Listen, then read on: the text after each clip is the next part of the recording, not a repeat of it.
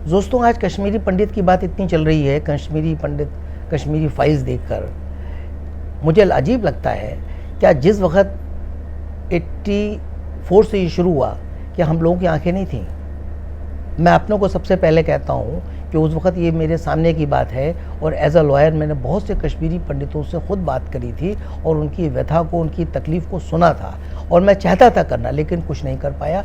मैं कर भी क्या सकता, जो भी कर सकता था मैं कर ही नहीं। क्यों? क्योंकि मेरा मन था कि मैं उसको कोर्ट में ले जाऊं, मेरा मन था कि उनके साथ में जाऊं, लेकिन अपनी प्रॉब्लम्स में यह हिंदुस्तानी इतना परेशान रहता है। मुझे भी वो 30 साल पुरानी बात याद है कि मैं भी लड़ रहा था अपनी रोज़ी रोटी के लिए, और शायद यहाँ आदमी बिजली से, पानी से, सड़क से, घर वालों से अपने को जमाने में प्रोफेशन में इतना कॉम्पिटिशन उसमें लगा रहता है कि वो चाहता हुआ भी नहीं कर पाया, और जो लोग कर सकते थे शायद उनकी आत्मा ने उनको इतना झकझोरा नहीं। जो आज हम लोग इतना रो रहे हैं, इतनी आवाज़ें निकाल रहे हैं, इतना एजिटेशन है, इतनी बगावत है, ये तब क्यों नहीं हुई जब अपनी आंखों के सामने हो रहा था? तो हम सभी गुनहगार हैं इसके लिए। अब ये हुआ क्यों था? उस वक़्त की सरकार, अगर आप याद करें, इंदिरा गांधी के असोसिनेशन के बाद 84 में शायद हुआ था। मैं कोई अपने व्यूज़ दे रहा हूँ, मेरे भी अपने व्यूज़ हैं, मैं कोई पॉलिटिकल एजेंडे से या किसी पर्पस की भलाई बुराई से नहीं बात कह रहा हूँ, और मैं जो डेटा दे रहा हूँ वो भी हो सकता है करेक्ट एग्जैक्टली ना हो। मैं एज अ जनरल इंडियन के तरीके से बात कर रहा हूँ कि 84 में शायद मिसेस इंदिरा गांधी का एसोसिनेशन हुआ था, और उसके बाद में 84 में उसी वक्त की ये बातें हैं कि कश्मीर के अंदर ये धीमे धीमे तेज़ी पकड़ता गया। लोगों को मारा जाने लगा, मर्डर होने लगे, रेप्स होने लगे, लोगों को ये रात में, अगर आप कभी इमेजिनेशन करके देखिए, अगर रात में 12 बजे आपके पास आपको अचानक मॉस्क से ये आने लगे कि तुम काफिरों छोड़ के चले जाओ कश्मीर, और अगर नहीं जाओगे तो तुमको मारा जाएगा, अपनी बीवियों को, अपने बच्चों को, अपने घर वालों को छोड़ के जाओ, और नहीं तो तुम मारे जाओगे या अपने को कन्वर्ट करा लो।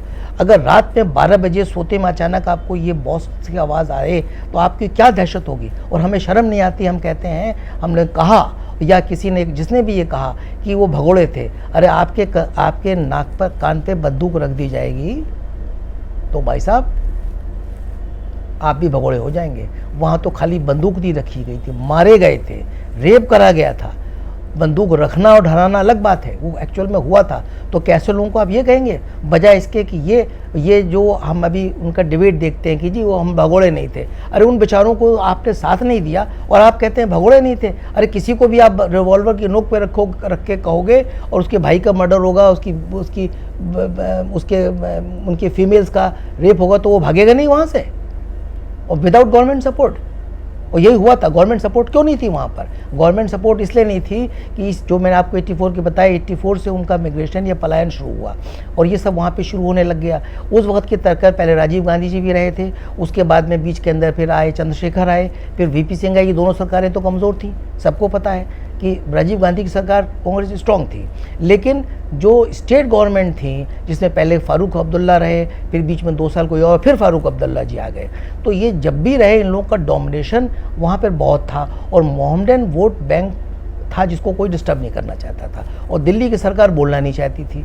इस वजह से, और बाकी वीपी सिंह की सरकार रही कितने साल, 2 साल रही, चंद्रशेखर की सरकार रही, ये सरकारें तो कमज़ोर थी, तो ये स्टेट गवर्नमेंट से टक्कर या उनके अगेंस्ट मर्जी की नहीं जाना चाहती थी। और वो ये चाहते थे कि भाई, चूँकि था तो पाकिस्तान मोटिवेटेड, लेकिन वहाँ के जो मोहम्मडन्स थे उनका ब्रेन वॉश हो चुका था। वरना मोहम्मडन्स हैं कौन? हमारे भाई तो हैं। अगर 2 भाई बिखर जाएँ तो क्या वो भाई नहीं रह जाएंगे? लेकिन ये तो पाकिस्तानी आए जिन्होंने ब्रेन वॉश करा। एक ज़माने में पंजाब में नहीं हुआ था क्या? याद करिए आप, पाकिस्तान का एजिटेशन हो गया था, पंजाब में घुसना मुश्किल हो गया था। तब वो जब हमारे वो जो चीफ वो थे पुलिस के उस ज़माने के अंदर, उन्होंने सब शूट आउट शुरू करा दिया, तब जाके अब आप, वरना पंजाब के अंदर जैसे ही आप जाते थे, आप पंचकुला तक पहुँचे, उसके आगे हालत ख़राब हो जाती थी, क्योंकि खड़ा कर करके बस से कार उतार के मारे गए थे लोग। तो वहाँ ये कौन करवा रहा था? वहाँ भी तो ये पाकिस्तानी थे जिन्होंने यूथ का ब्रेन वॉश करा था।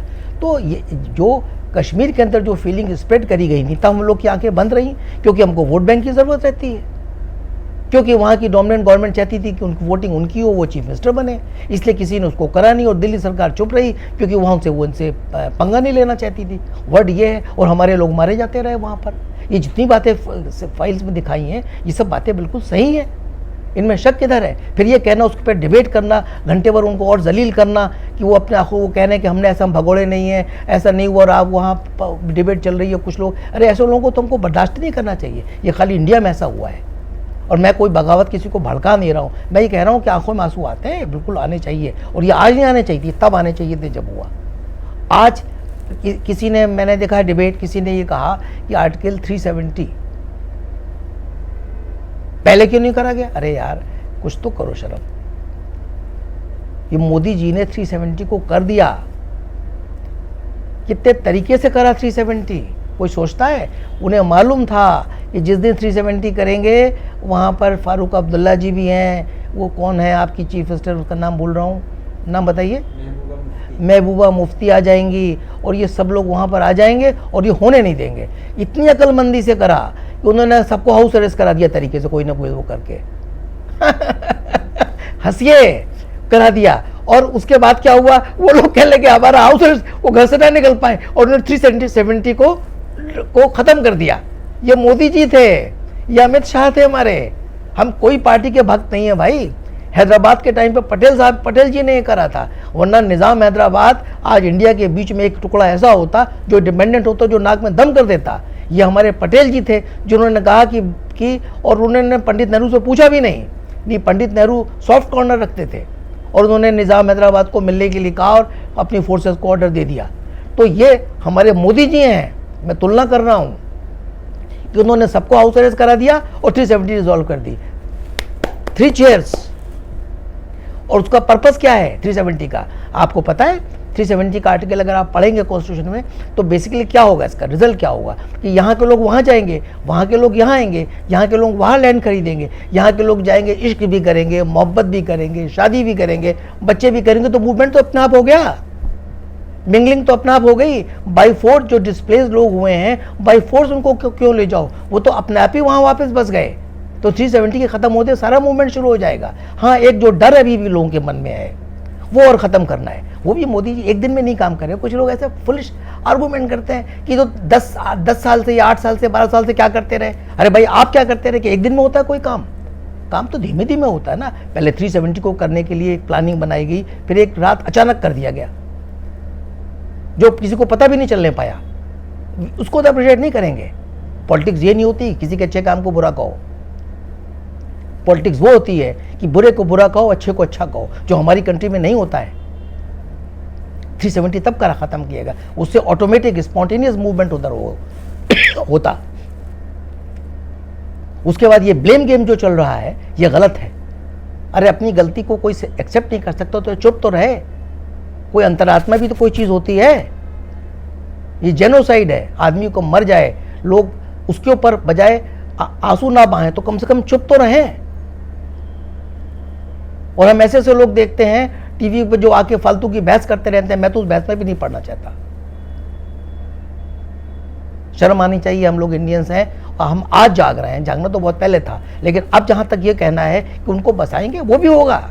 मैं 100% आपसे कह सकता हूं वो भी होगा प्लानिंग से। वो 370 होने पर एक मूवमेंट का वैसी शुरुआत कर दी गई थी, लेकिन ये हमारे मोदी जी भी, ये मेरी फीलिंग है, रियलाइज़ कर रहे हैं कि शायद लोगों का डर अभी निकला नहीं है कश्मीर से, इसलिए उतना मूवमेंट नहीं हो पाया जितना होना चाहिए था। वो होगा और शायद अगर ज़रूरत पड़ेगी तो जो उस पर लॉ बनाया जाना चाहिए कि जिन लोगों ने सस्ते में लैंड खरीदी है उनको उस वक्त का पैसा वापस करके कुछ कंपनसेशन देकर लैंड उनको वापस दिलाई जाए, उनको वापस भेजा जाए। उसके लिए भेजने का तरीका निकालना पड़ेगा। ऐसा थोड़ी ना कि ट्रेन में भर के धक्का मार के भेज दिया। और ऐसे लोग डिवोट करते हैं, साहब आपने क्या करा? अरे भाई एक दिन में सब हो जाएगा। हर काम स्टेप बाय स्टेप होगा ना। एनीवे, शायद मैं ज़्यादा बोल जाऊंगा। Thank you very much.